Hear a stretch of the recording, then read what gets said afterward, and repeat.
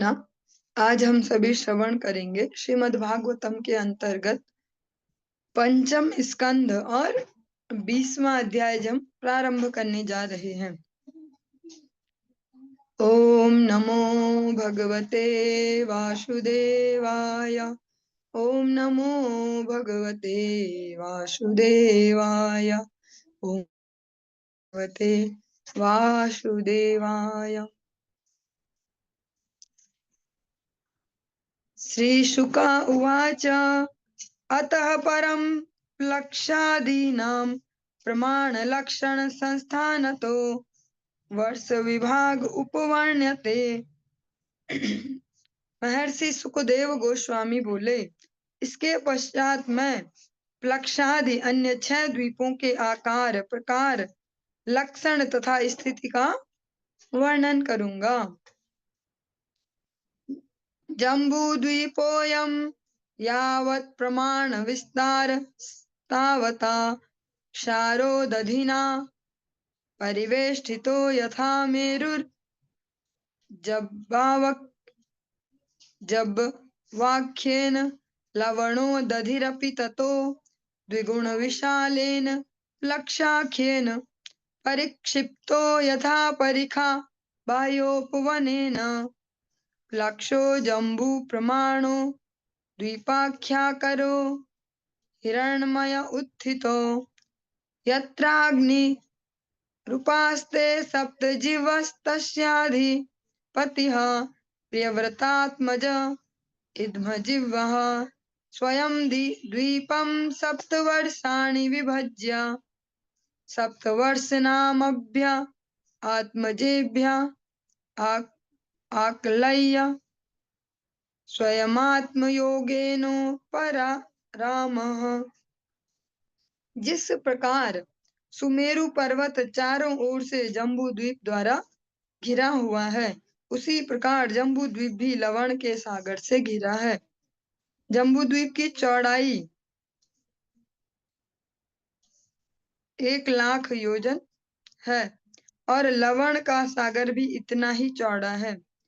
जिस प्रकार कभी कभी दुर्ग की खाई उपवन से घिरी रहती है, उसी प्रकार जम्बू द्वीप को घिरने वाला लवण सागर भी प्लक्ष द्वीप से घिरा हुआ है। प्लक्ष द्वीप की चौड़ाई लवण के सागर से दुगुनी अर्थात 2,00,000 योजन। प्लक्ष द्वीप में स्वर्ण के समान चमकीला एक वृक्ष होता है, जो जम्बू द्वीप में स्थित जम्बू वृक्ष के बराबर ऊंचा होता है। इसके मूल भाग में 7 ज्वालाओं वाली अग्नि है। यह वृक्ष प्लक्ष का है, अतः इस द्वीप का नाम प्लक्ष द्वीप पड़ा है। यह द्वीप महाराज प्रियव्रत के एक पुत्र इद्मजिह्व द्वारा शासित था। उन्होंने 7 द्वीपों के नाम अपने 7 पुत्रों के नाम पर रखे और उन्हें अपने पुत्रों में बांटकर जो एक्टिव ग्रस्त जीवन है उससे अवकाश प्राप्त कर वे स्वयं श्री भगवान की सेवा में लीन रहने लगे। शिवम यवशं सुभद्रं शांतं क्षेमं मृतभयमिति वर्षाणि तेषु गिरयो नद्यश्च सप्तैवाभिज्ञाताः मणिकूटो वज्रकूट इंद्रसेनो ज्योतिष्मान् सुपर्णो हिरण्यश्चीवो मेघमाल इतसेतुशैलाः अरुणा निर्मणांगिरसि सावित्री सुप्तभाता ऋतंभरा सत्यंभरा इति महानद्यः यासां जलोऽपि स्पर्शन् विधूतरजस्तमसो हंस पतंगोर्ध्वायन् सत्यांग संज्ञाश्चत्वारो वर्णा सहस्रायुषो विबुधोप संदर्शन प्रजननाः स्वर्गद्वारं त्रय्या विद्यया भगवन्तं त्रयीमयं सूर्यमात्मानं यजन्ते। इन 7 द्वीपों जो ये 7 वर्ष हैं, इन पुत्रों के अनुसार क्रमशः शिव, यवश, सुभद्र, शांत, क्षेम, अमृत तथा अभय पड़े। इन 7 वर्षों में 7 पर्वत और 7 नदियां हैं। पर्वतों के नाम है मणिकूट, वज्रकूट, इंद्रसेन, ज्योतिष्मान, सुपर्ण, हिरण्यष्ठीव तथा मेघमाल। और नदियों के नाम है अरुणा, निर्मणा, आंगीरसी, सावित्री, सुप्रभाता, ऋतंभरा तथा सत्यंभरा। इन नदियों के स्पर्श करने या स्नान करने से भौतिक मल उसी क्षण दूर हो जाते हैं और प्लक्ष द्वीप में रहने वाली हंस, पतंग, ऊर्ध्वायन तथा सत्यांग नामक 4 जातियां अपने आप को इसी प्रकार पवित्र करती हैं।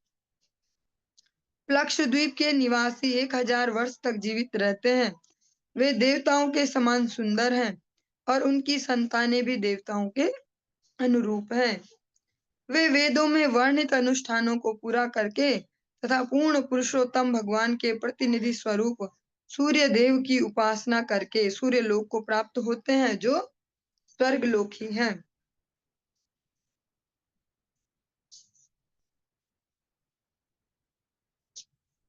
रत्नस्य विष्णोरूपं यत्सत्यस् यर्तस्य ब्रह्मणः अमृतस्य च मृत्योश्च सूर्यमात्मानमिमहीति।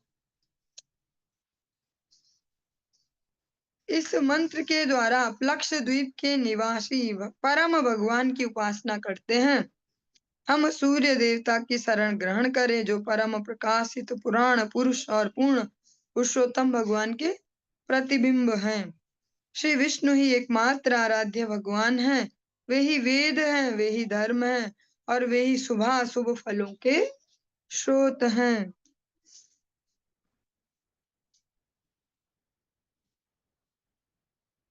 प्लक्षादिषु पच्चसु पुरुषाणामायुरिन्द्रियमोजः सहो बलं बुद्धिर्विक्रम इति च सर्वेषामोत्पत्तिकी सिद्धिर्विशेषेण वर्तते। हे राजन, प्लक्ष आदि 5 द्वीपों में सभी निवासियों में जन्म से ही आयु, मनोबल, इंद्रिय बल, शारीरिक बल, बुद्धि और शौर्य समान रूप से प्रकट रहते हैं। प्लक्षः स्वसमानेनो क्षुर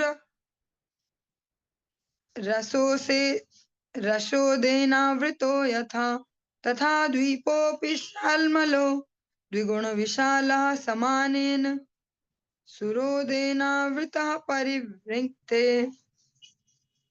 प्लक्ष द्वीप अपने ही समान चौड़ाई वाले गन्ने के रस के समुद्र से घिरा हुआ है। इसी प्रकार उसके आगे प्लक्ष द्वीप से दुगुने परिमाण वाला सालमली द्वीप है, जो उतने ही चौड़ाई वाले जल समूह अर्थात सुरा सागर से घिरा हुआ है। यत्र हवै सालमली प्लक्षायामायस्याम वावकिल निलयमाहुर्भगवतश्छन्दः स्तुतः पतित्रिराजस्य सा द्वीपहूतये उपलक्ष्यते। सालमली द्वीप में सालमली का एक वृक्ष है, जिससे इस द्वीप का यह नाम पड़ा है। यह वृक्ष प्लक्ष वृक्ष के बराबर चौड़ा और ऊंचा है, अर्थात 100 योजन चौड़ा और 1100 योजन ऊंचा है। और एक योजन में 8 मील होते हैं। विद्वानों का कथन है कि यह पक्षियों के राजा तथा भगवान श्री विष्णु के वाहन गरुड़ का निवास स्थान है। यहाँ गरुड़ भगवान श्री विष्णु की वैदिक स्तुति करते हैं।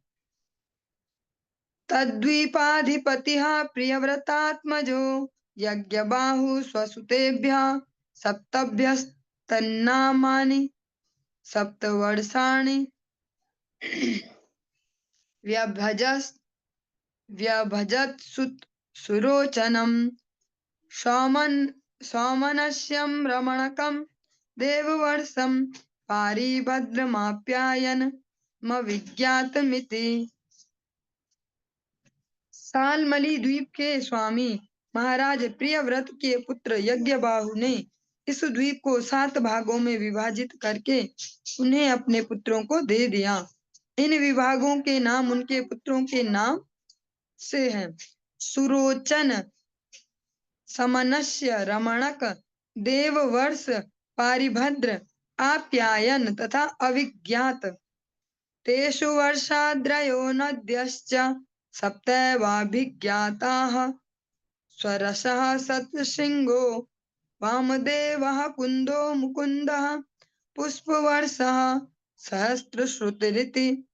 अनुमतिः सिनीवाली, सरस्वती कुः, रजनी नंदाराकेति।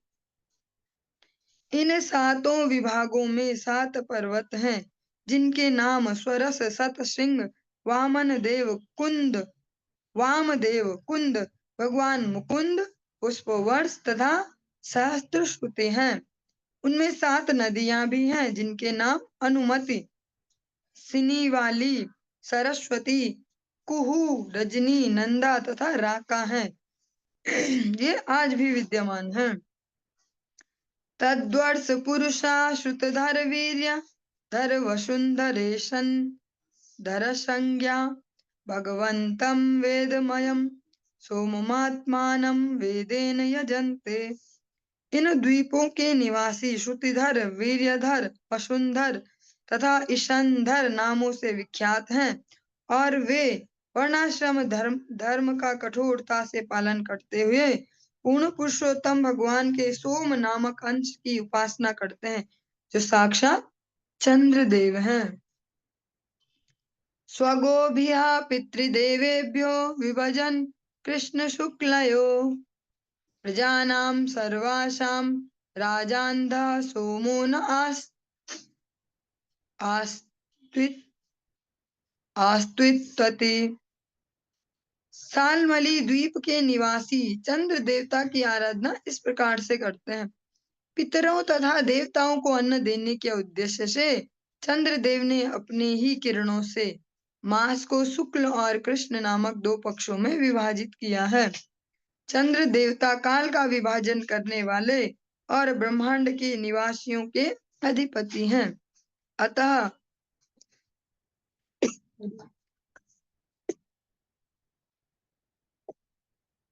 हरि बोल। अतः हम यह प्रार्थना करते हैं कि वे हमारे अधिपति तथा पथ प्रदर्शक बने रहें। हम उन्हें सादर नमस्कार करते हैं। एवं सुरोदात् बहिस्तद् द्विगुणः समानेनावृतो घृतोदेन यथा पूर्वः कुशद्वीपो यस्मिन् कुशस्तम्भो देवाकृतस्तद् द्वीपाख्याकरो ज्वलन इवापरः स्वसस्परोचिषा दिशो विराजयति। सुरा के सागर के बाहर कुशद्वीप नामक एक अन्य द्वीप है जो सुरा सागर से 2 गुना अर्थात 8 लाख योजन चौड़ा है। जिस प्रकार सालमली द्वीप सुरा सागर से घिरा है उसी तुल्य विस्तार वाले घृत के सागर से घिरा है। कुश द्वीप में कुश घास के पौधे पाए जाते हैं, इसीलिए द्वीप का नाम कुश द्वीप है। यह कुश घास परमेश्वर की इच्छा के अनुसार देवताओं द्वारा उत्पन्न की गई थी और द्वितीय अग्नि जैसी दृष्टिगोचर होती है, किंतु इसकी ज्वालाएं अत्यंत मृदु तथा मनोहर होती हैं। दिखने में आग की लपटों जैसे, लेकिन बहुत ही मृदु और मनोहर है। इसके नव अंकुर समस्त दिशाओं को प्रकाशित करते हैं।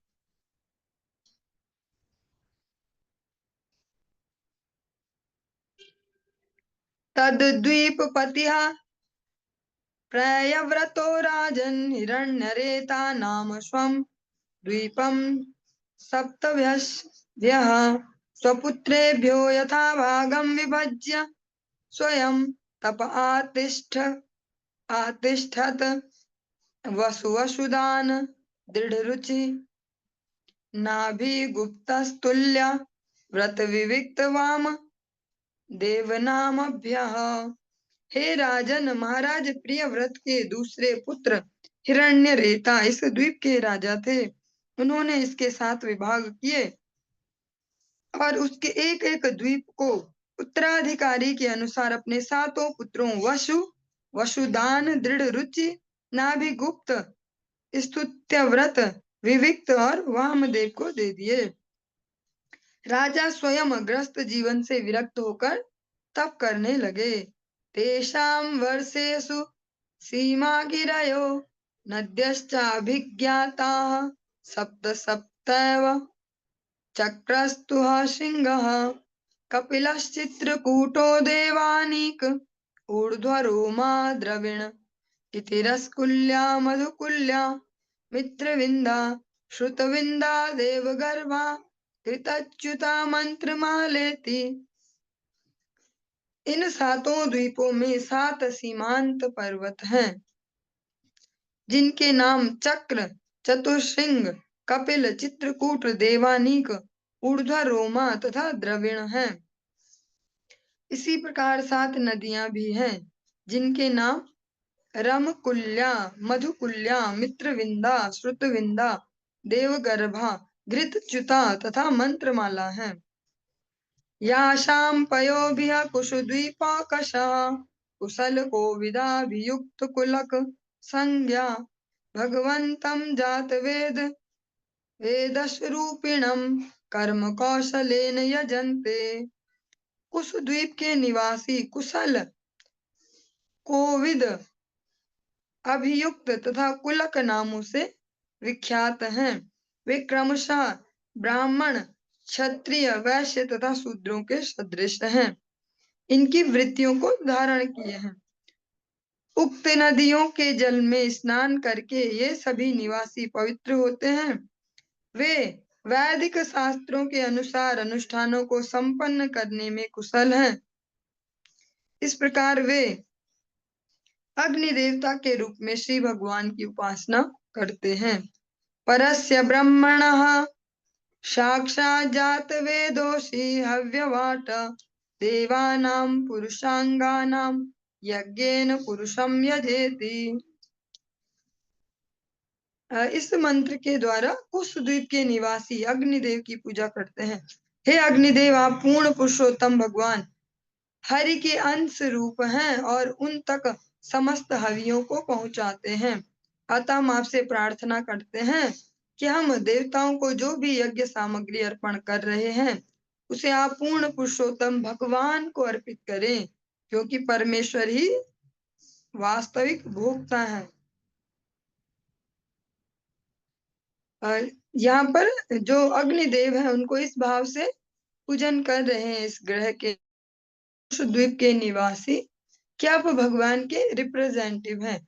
हम जो आपको दे रहे हैं यज्ञों का जो भी फल है, ये जो यज्ञ सामग्री, आप इसको भगवान तक पहुंचाएं।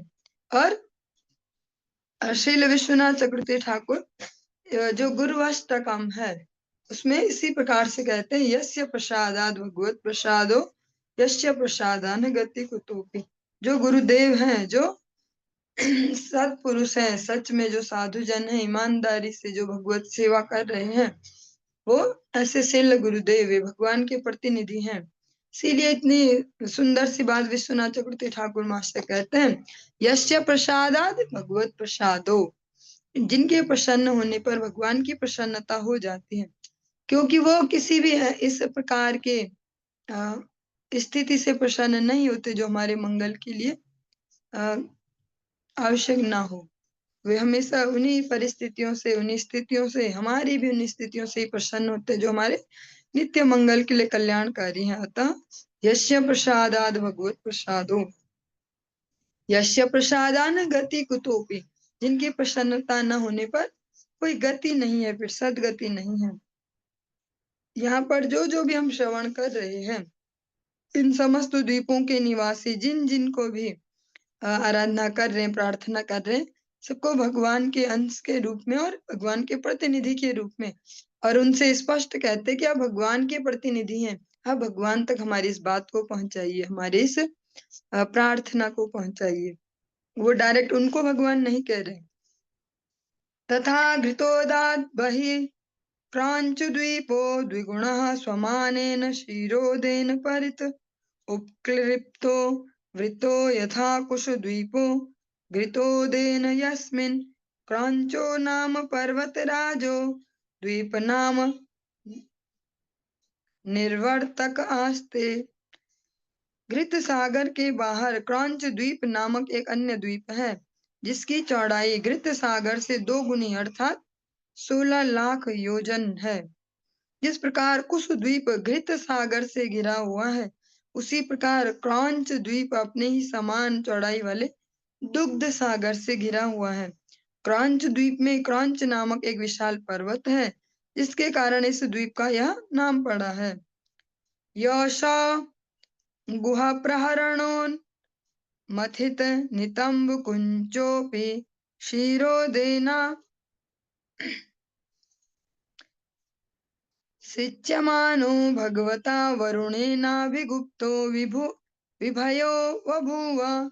यद्यपि कार्तिकेय के शस्त्र प्रहार से क्रांच पर्वत के ढालों की वनस्पतियां विनष्ट हो गई थी, किंतु चारों ओर क्षीर सागर द्वारा सदा सिंचित होने एवं वरुण देव के द्वारा संरक्षित होने से यह पर्वत पुनः निर्भीक हो गया है। तस्मिन्नपि प्रयव्रतो घृतपृष्ठो नामाधिपतिः स्वे द्वीपे वर्षाणि सप्त विभज्यतेषु पुत्रनामसु सप्तरिक्थादान् वर्षपान्निवेश्य स्वयं भगवान् भगवतः परम कल्याण यशस आत्मभूतस्य हरेश्चरणारविंद उपजगाम। इस द्वीप के अधिपति महाराज प्रियव्रत के अन्य पुत्र थे, जिनका नाम घृतपृष्ठ था और जो अत्यंत विद्वान थे। उन्होंने भी अपने देश को 7 भागों में विभाजित करके अपने 7 पुत्रों में वो जो 7 विभाजन किए वो बांट दिए। उनके नाम अपने 7 पुत्रों के नाम के अनुसार रखे और स्वयं ग्रस्त जीवन से विरक्त होकर परम कल्याणकारी समस्त आत्माओं के आत्मा श्री भगवान के चरणार बिंदु में शरण ली।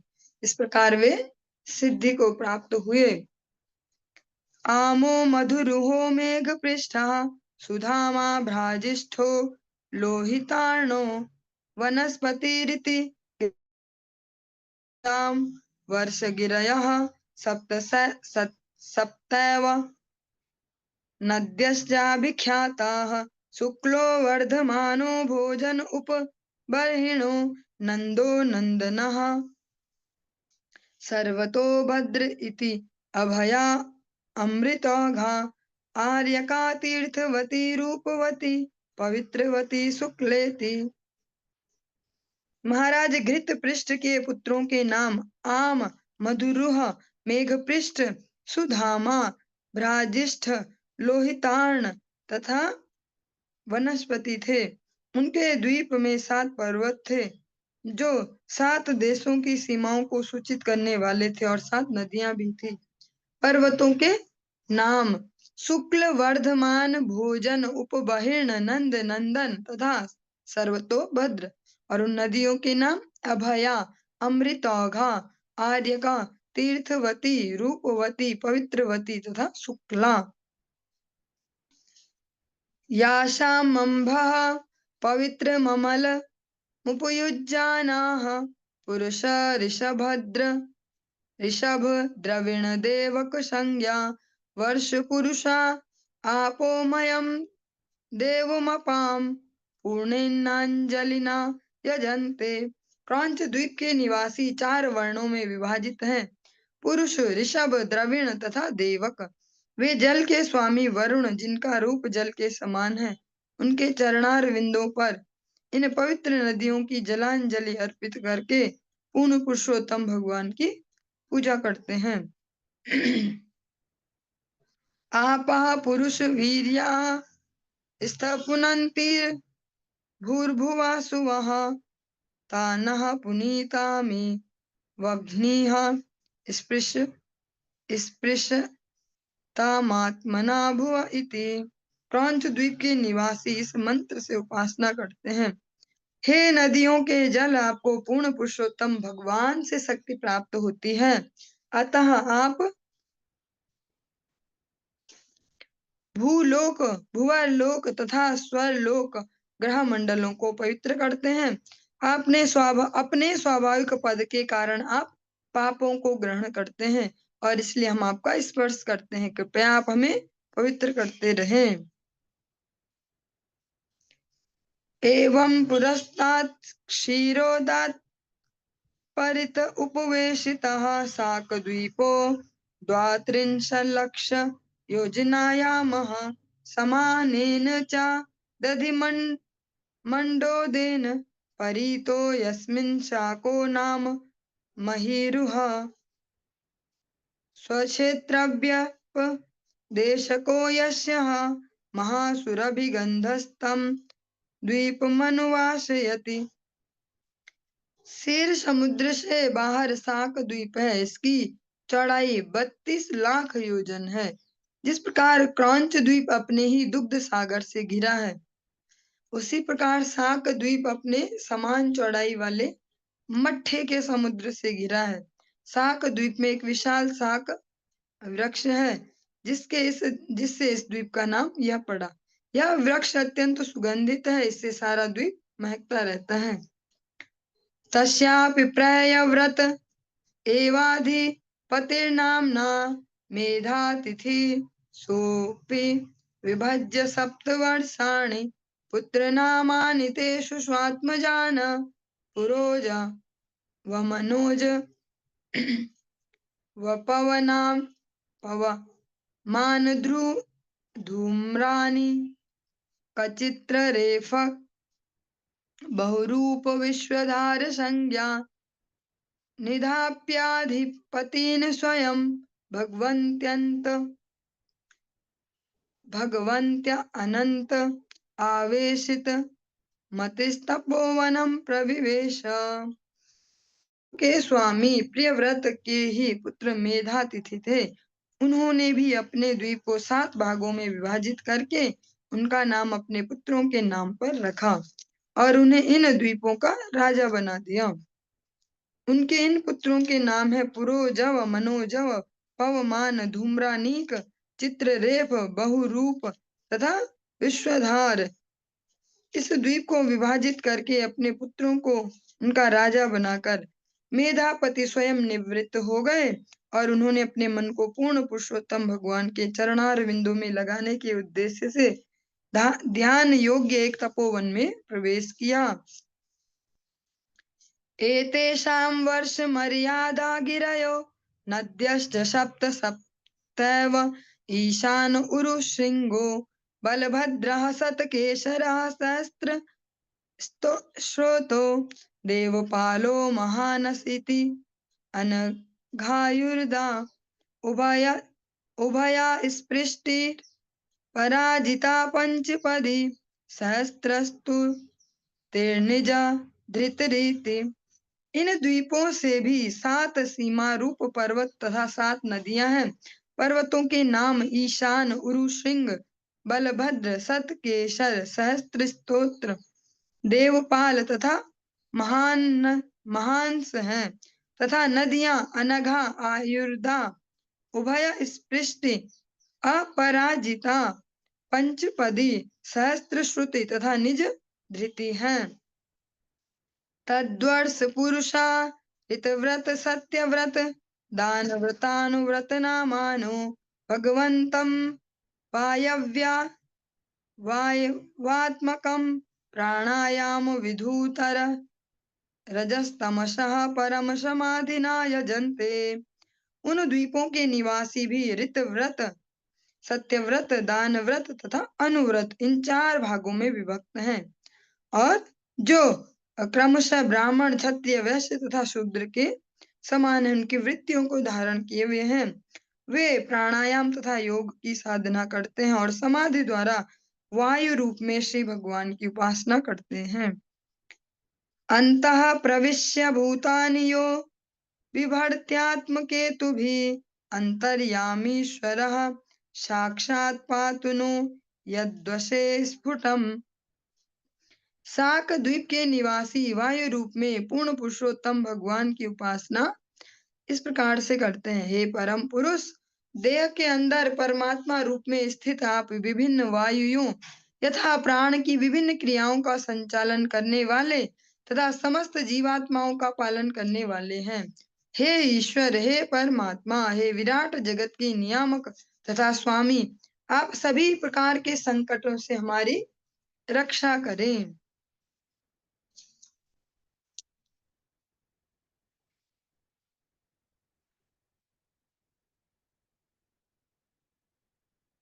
एवमेव दधिमण्डो दात्परतः पुष्करद्वीपस्ततो द्विगुणायामः समन्तत् उपकल्पितः समानेन स्वादुदकेन समुद्रेण बहिरावृतो यस्मिन् बृहत् पुष्करं ज्वलन शिखामल कनकपत्रायुतायुतं भगवतः कमलासनस्याध्यासनं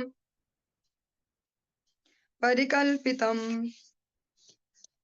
दधि के समुद्र से बाहर पुष्कर द्वीप नाम का एक अन्य द्वीप है, जो इस समुद्र से 2 गुनी चौड़ाई वाला अर्थात 64 लाख योजन है। यह द्वीप अपने ही समान चौड़ाई वाले मधुर जल के सागर से घिरा हुआ है। पुष्कर द्वीप में अग्नि की ज्वालाओं के समान दैदीप्यमान 10 करोड़ शुद्ध स्वर्णिम पंखुड़ियों वाला विशाल कमल का पुष्प है। यह कमल पुष्प सर्वाधिक शक्तिमान जीव भी कभी भगवान कहलाने वाले ब्रह्मा का आश्रय माना जाता है। ये पुष्कर द्वीप का वर्णन है। और इसी क्रम में इसी को ही रिलेट करते हुए हम देख सकते हैं जो अभी भारतवर्ष में भी जिस जगह को आप पुष्कर नाम से जानते हैं, पुष्कर तीर्थ, वहां पर वो ब्रह्मा जी के लिए ही फेमस है कि उनका वहां पर एकमात्र मंदिर है। तद्वीप मध्ये मान शोत्तर नामक एवार्वाचीन पराचीन वर्षयो मर्यादा चलो अयुत योजनोच्छा यामो यत्र तु चतसृषु दिक्षु चत्वारि पुराणि लोकपालाना नामीन्द्रादीनां यदुपरिष्टात् सूर्यरथस्य मेरुं परिभ्रमतः संवत्सरात्मकं चक्रं देवानां होरात्राभ्यां परिभ्रमति। उस द्वीप के बीचों बीच मानसोत्तर नाम का एक विशाल पर्वत है, जिससे द्वीप की भीतरी तथा बाहरी जो बाउंड्री कह सकते हैं उसकी सीमा निर्धारित होती है। यह 10,000 योजन ऊंचा और इतना ही चौड़ा है। इस पर्वत के ऊपर चारों दिशाओं में इंद्रादि लोकपालों की पुरियां हैं। सूर्यदेव अपने रथ में आरूढ़ होकर इस पर्वत के ऊपर संवत्सर नामक कक्षा में जो मेरु पर्वत का चक्कर लगाती यात्रा करते हैं।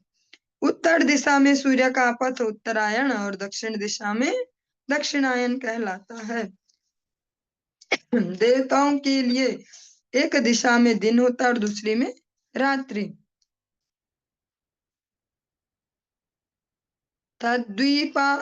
तद्वीपस्याप्यधिपतिः प्रयव्रतो वीतिहोत्रो नाम तस्यात्मजो रमणक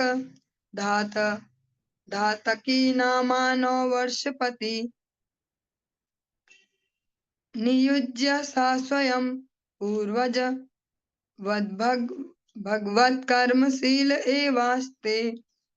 इस द्वीप का अधिपति महाराज प्रियव्रत का पुत्र वीतिहोत्र था, जिसके रमणक और धातकी नामक 2 पुत्र हुए। उसने इन दोनों पुत्रों को इस द्वीप के दोनों छोड़ दे दिए और स्वयं अपने अग्रज मेधातिथि की तरह श्री भगवान की सेवा में तत्पर रहने लगा। जिस प्रकार से आज के समय में या कह सकते हैं इस युग में भगवद भक्ति एक ऐसा कह सकते हैं ऐसा विषय है कि जिसमें स्वाभाविक रुचि नहीं है। इसमें ऐसा नहीं है कि एक एज के बाद स्वाभाविक रुचि बढ़ने लग जाए।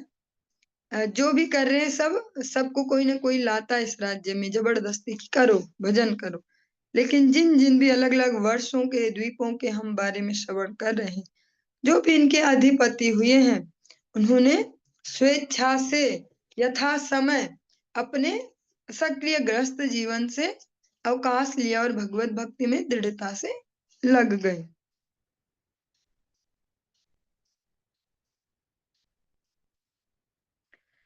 तद्वर्ष पुरुषा भगवन्तं ब्रह्मरूपिणं सकर्मकेण कर्मणा राधयन्तीदं चोदाहरन्ति च उदाहरन्ति।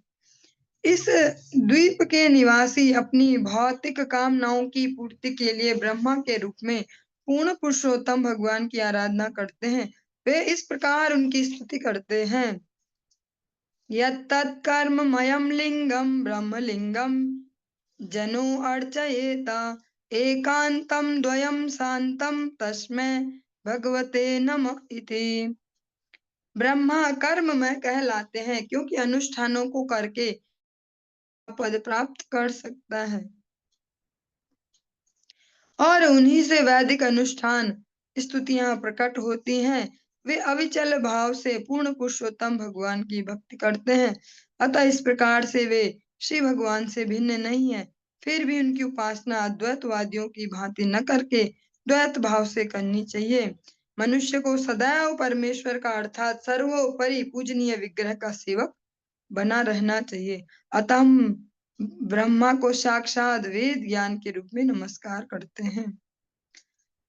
जिस प्रकार से हमने हमारी कंडीशनिंग हमने बचपन से जिस प्रकार से सुनी है, ये आध्यात्मिक जीवन को जिस प्रकार से समझा होता है, एक छोटा सा बच्चा है, उसको जैसे घर वाले सिखाते हैं कि ऐसा बोलो वैसा करो, कोई बोलता है राधे राधे बोलो, कोई बोलते हैं जय माता की बोलो, जय जय बोलो, ऐसे जो जो भी उस प्रकार से हम बड़े भी होते जाते हैं और उसी कंडीशनिंग से सब आध्यात्मिक जगत को भी देखते हैं। जैसा कि हमारे फैमिली मेंबर्स ने, जिनको हम जानते हैं आसपास, उन्होंने जैसा बताया हो। लेकिन जब हम वैदिक साहित्य से और उनके जानने वालों से, जैसे गुरुजन हमारे श्रेष्ठ, उनसे जब श्रवण करेंगे तो वास्तविक सत्य को समझ पाएंगे, वास्तविक स्थिति को। वरना जैसी हमारी कंडीशनिंग है तो जैसे ऐसा सुनेंगे, अच्छा ब्रह्मा जी कर्ममय कहलाते, कोई भी बन सकता है, रहेगा ये तो कुछ ज्यादा ही बोल रहे हैं, अतिशयोक्ति, हम थोड़ी ना ब्रह्मा हो जाएंगे, ब्रह्मा विष्णु महेश तो एक जैसे होते हैं। हमने तो बहुत सारी आरतियों में भी सुना है ऐसे कि जो ऐसा भेद करते हैं। अ, एक लाइन है वो भी थोड़े से मिसिंग हो रही। जब ऐसे वो शिवानंद स्वामी करके जो एक संत हुए, उन्होंने अनेक अनेक आरतियां दी हैं। अधिकतर जो भी आरतियां बोली जाती हैं इस सनातन संस्कृति से रिलेटेड लोगों के घरों में, अधिकतर लास्ट में यही सुनेंगे आप, कहे तो शिवानंद स्वामी। तो एक तो उनका भाव होगा कि वो किसके उपासक थे, एक निष्ठता, जो भी वो भगवान ही जान सकते हैं, अनधिकार मैं ज्यादा तो नहीं कह सकती। पर जो आरती सुनेंगे भोलेनाथ की, जो आरती मंडे को सब जगह अधिकतर मंदिरों में जो इस प्रकार के होंगे में श्रवण करने को मिलती है, बहुत सारे लोग करते होंगे। ऐसे कहेंगे कि जो इनको अलग अलग समझते हैं वो अविवेकी हैं, इनको जिनमें पृथकता करते हैं वो अविवेकी हैं, और ये सब एक ही हैं। प्रणव अक्षर के मध्य तीनों एक। वो बात तो बिल्कुल सत्य है, पर उसको, उस सत्य को समझना वो थोड़ा डिफरेंट है। प्रणव अक्षर के मध्य, वो जो प्रणव अक्षर जिसको कहा जा रहा है ओम, वो भगवान श्री कृष्ण स्वयं अर्जुन को गीता जी में सुनाते हैं कि वो प्रणव अक्षर, वो ओमकार मैं हूँ। ये भी समझना होगा कि किस तरीके से सब एक हैं। और जब हम इस प्रकार से सुनेंगे कि अरे कोई भी ब्रह्मा बन सकता है, तो लेगा बहुत बड़ा पाप कर दिया, ये तो कैसे बोल रहे हैं, इतनी बड़ी बात। हाँ, हम कैसे ब्रह्मा बन जाएंगे, हम ऐसे थोड़ी ना बन जाएंगे देवता, वो तो भगवान ही होते सब एक जैसे। लेकिन यहाँ पर स्पष्ट इसी प्रकार से कह दिया कि जो ब्रह्मा जी का पद है, अनुष्ठानों को करके, उसके अनुकूल अनुष्ठानों को करके कोई भी उस पद तक पहुंचता है। क्योंकि वो स्थायी नहीं है। श्रीमद् भगवत गीता में भी हम सुनते हैं, कंडीशनिंग हमारी इस प्रकार से, इसलिए इस प्रकार के भाव चलते कि कैसे कह रहे हैं, ऐसा कैसे हो सकता है। वहां भगवान तो स्पष्ट कहते हैं, आ ब्रह्म भुवना लोका पुनरावर्तिनोर्जुन मामुपेत्य तो कौन्तेय पुनर्जन्म न विद्यते। ब्रह्मा जी के लोक तक भी जो पहुंच जाए उसको वापस आना पड़ता है। जैसे उसकी कमाई खत्म हुई, जो जेब में पैसे हैं वो खत्म हुए पुण्य के, वापस आना पड़ेगा। यही यहाँ पर भी कहे जा रहा है। वे अविचल भाव से पूर्ण पुरुषोत्तम भगवान की भक्ति करते हैं। ये लाइन थोड़ा सा हम सेंसिटिविटी के साथ श्रवण करने का प्रयास करेंगे। बाकी ग्राह्यता सबकी अपनी अपनी, कौन कैसे लेता है। वे अविचल भाव से पूर्ण पुरुषोत्तम भगवान की भक्ति करते हैं, अतः एक प्रकार से वे शिव भगवान से भिन्न नहीं है। जो अभेद है उनका भगवान से, जो कहते हैं कि हाँ एक ही है, वो एक ही इसी भाव से है। जो जितनी अमाउंट में भगवत भक्ति में स्थित है वो अभिन्न है। ब्रह्मा जी भगवान को पूर्णतः सरेंडर करते हैं, इसलिए लगभग भगवान के तुल्य उनको बोल दिया जाता है। भगवान बोलते हैं, जैसे भोलेनाथ को, और भगवान भोलेनाथ में और विष्णु तत्व में अंतर कर पाना बहुत मुश्किल हो जाता है, उसको डिफ्रेंशिएट करना। क्यों? क्योंकि उन्होंने अपने भगवान के प्रति जो अनुरक्ति है वो इतनी गाढ़ है कि उनमें कोई भेद दिख नहीं पाता, कोई उनमें भेद ढूंढ नहीं पाता। इसलिए उनको भी हम बोलते हैं भगवान भोलेनाथ, लेकिन जो उनका भी भाव है वो भगवत भक्ति का ही है। फिर भी उनकी उपासना अद्वैतवादियों की भांति न करके द्वैत भाव से करनी चाहिए। और स्पष्ट सावधानी दी गई है इसमें कि उनकी जो उपासना है ब्रह्मा जी को इस भाव से नहीं भजना की है, और भगवान तो एक ही है, ये भगवान ही है, भगवान ही यही है। द्वैत भाव से कि हाँ ये ब्रह्मा जी एक अलग आइडेंटिटी है, वो भगवान की भक्ति से इतने श्रेष्ठ हुए हैं, उनको इतनी बड़ी रिस्पॉन्सिबिलिटी भगवान ने दी है, और भगवान स्वयं पूर्ण पुरुषोत्तम है। हरे कृष्ण। ऋषिरुवाच ततः परस्तालोका लोकनामाचलो लोकालोकयोरन्तराले परित उपक्षिप्तः। इसके पश्चात मधुर जल वाले सागर के आगे तथा इसको पूर्ण रूप से घेरने वाला लोकालोक नामक पर्वत है, जो प्रकाश से पूर्ण देशों को सूर्य द्वारा प्रकाशित नहीं किए जाने वाले प्रदेशों से अलग कर देता है। यावन्मानसोत्तर मेर्वोरन्तरं तावती भूमिः काञ्चन्यन्या दर्शत लोपमा। यस्यां प्रहितः पदार्थो न कथंचित् पुनः प्रत्युपलभ्यते तस्मात् सर्व सत्त्वपरिहृताशीत। मधुर जल के सागर से आगे सुमेरु पर्वत के मध्य से लेकर मानसोत्तर पर्वत की सीमा तक जितना अंतर है उतनी भूमि है। उस भूभाग में अनेक प्राणी रहते हैं। उसके आगे लोकालोक पर्वत तक फैली हुई दूसरी भूमि है, जो सोने की बनी है। इसकी स्वर्णमय सतह के कारण यह दर्पण की भांति सूर्य प्रकाश को परावर्तित कर देती है। इसमें गिरी हुई वस्तु पुनः कभी दिखाई नहीं पड़ती। फलतः सभी प्राणियों ने स्वर्णमयी भूमि का परित्याग कर दिया है। लोकालोक इति समाख्या यद नेनाचलेन लोकालोकस्यान्तर्वर्ती नावस्थाप्यते। जीवात्माओं से युक्त तथा बिना प्राणियों वाले देशों के मध्य में एक विशाल पर्वत है, जो इन दोनों को पृथक करता है, अतः लोकालोक नाम से विख्यात है। चलिए आज के इस प्रसंग को हम यहीं पर ही विराम देंगे, और इससे आगे हम कल श्रवण करेंगे। हरे कृष्ण।